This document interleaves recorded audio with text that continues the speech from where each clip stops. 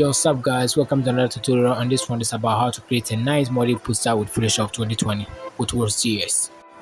Right, so welcome back once again to the Photoshop, and for me, I always like to remove the background of the images so that I wouldn't waste much of your time. And here is the model that we'll be using for today. I think it's a nice picture that I've already edited a little bit, but it's not all that much, so I'll show you a little bit about this image. So drag this one here and double click on that one, open the layer style and change it to gradient. I'm using this black color, which I think is nice, and let me delete and do something real quick. So I think like this is how I want it to be, so let me delete it and do it again. So double click and go here, change the layer style to the gradient style rather, to radial, and use your mouse to move it up here. Minimize your scale, depends on what you are doing, and after that you just lock your background. That's how I want to do it, because I don't want to my work to be distracted doing it. So pick this one out and convert the image to black and white.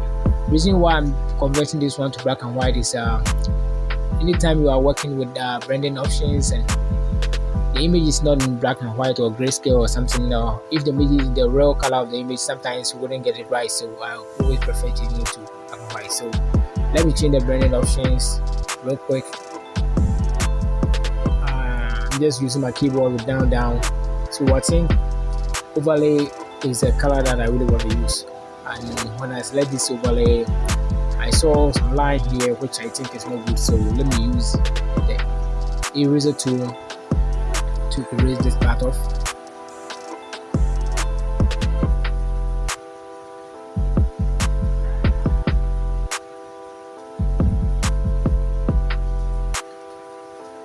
So I think like this is nice. So let me drag it down and lock it again, because I don't want to get distracted. That's the main reason why I always lock it. And so this is our main image that we'll be using for today.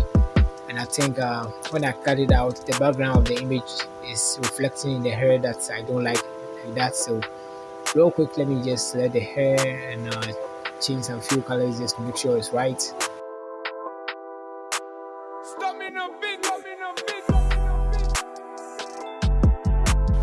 So I wanted to use this tower. I think it's old, so real quick, let me go back again and do it by duplicating this layer and changing this one, the first one, to black and white with the control keyboard on the control shift alt plus B to change it to black and white, and just press enter. So I have this one, and with my eraser tool, let me erase the part that I want it to show and leave the part which I want it to be grayscale. So I'm just erasing on the first layer, which one is top of the main one that I'm using. I'm just using my eraser to do that one.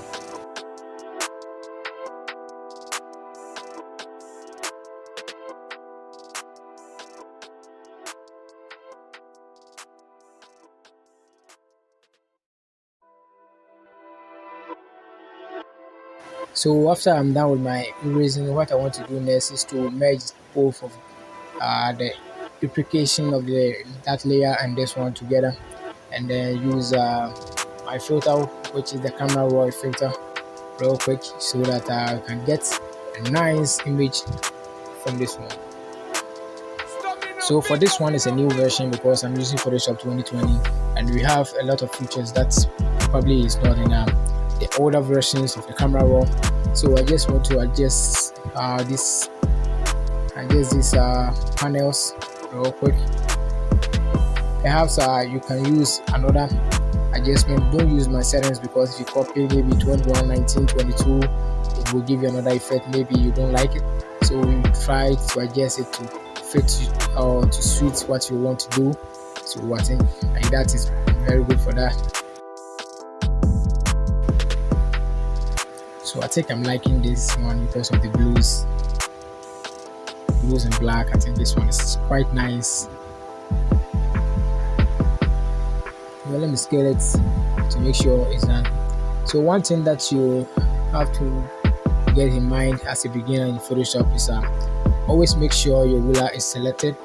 My ruler is selected, but I'm not using the guidelines right now. But anytime that I drag the image, you can see the pink line that reflects is also a guideline.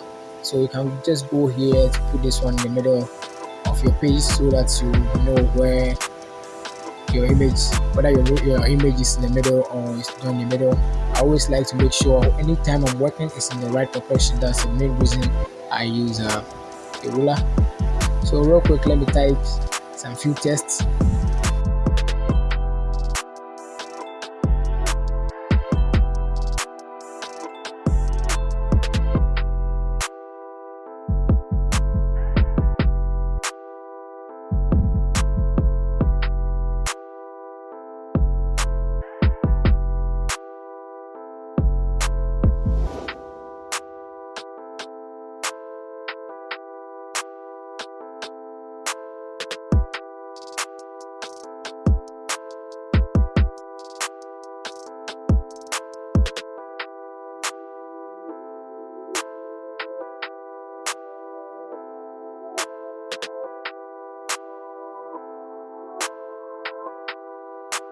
Stop me no big, stop me no big.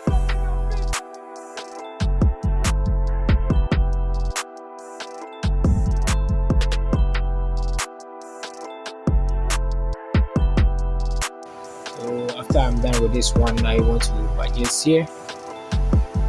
And mind you, anytime that I adjust, it doesn't mean you have to use my same setting that I'm using for my adjustment. It depends on what you're doing. So and also depends on the resolution of what you're doing. Sometimes the resolution is high, you can get it slow. So just try to adjust your things your own way. Mm,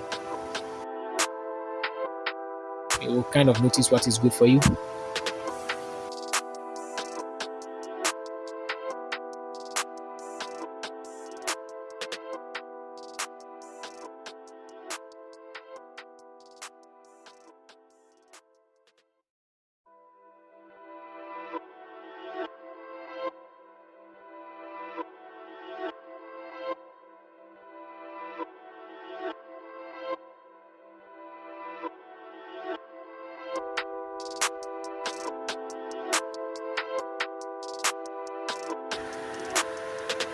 So right now that I'm done with my test here, Stop me no big, uh, stop me no in fact I'm not done with my test, left with some few things. And for the eye, what I want to do with it is draw a simple shape here and change the color to gold. We have a lot of options or a lot of ways which you can do this one, but I prefer drawing shape here. Using the shape tool, you can use a macro tool or any other thing to do it, but I just want to use this one. Double click on that one, change the hairstyle, and it's good. I think this one too is nice.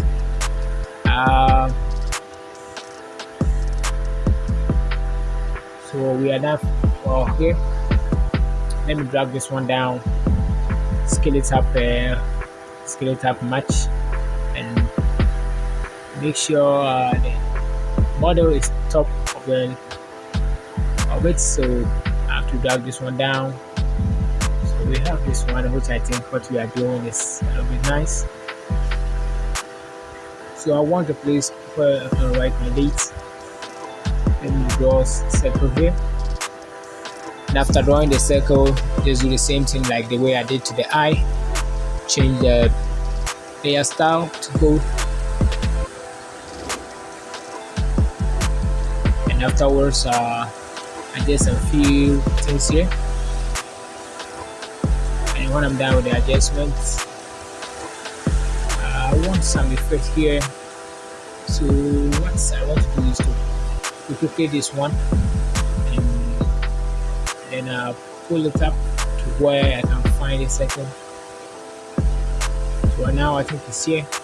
So scale it a bit just to have this nice in this circle, and then if you put your mouse here and click by holding control, you can have a selection of what to click on. So I just delete some part, duplicate this one, write your text,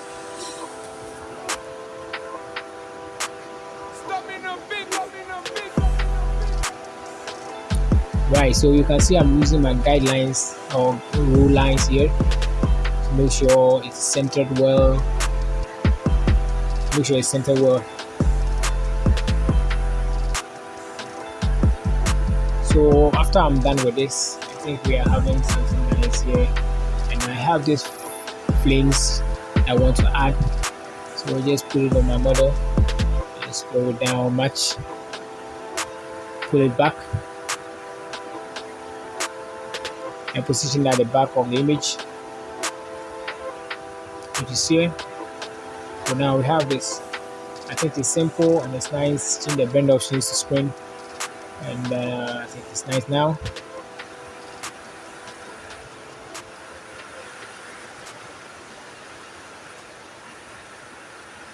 So I was almost done with that, and what I want to do is to add something to it. So I go here and pick this one.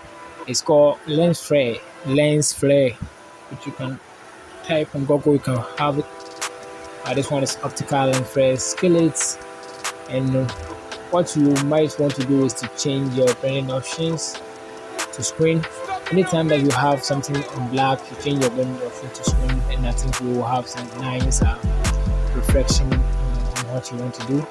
So now we'll have this, which I think is very nice, and then we'd like to duplicate it, same thing here, and pull it up. So we are having a nice reflection on a poster, which is so simple and it's nice too. So right, just something few, and then I'm done.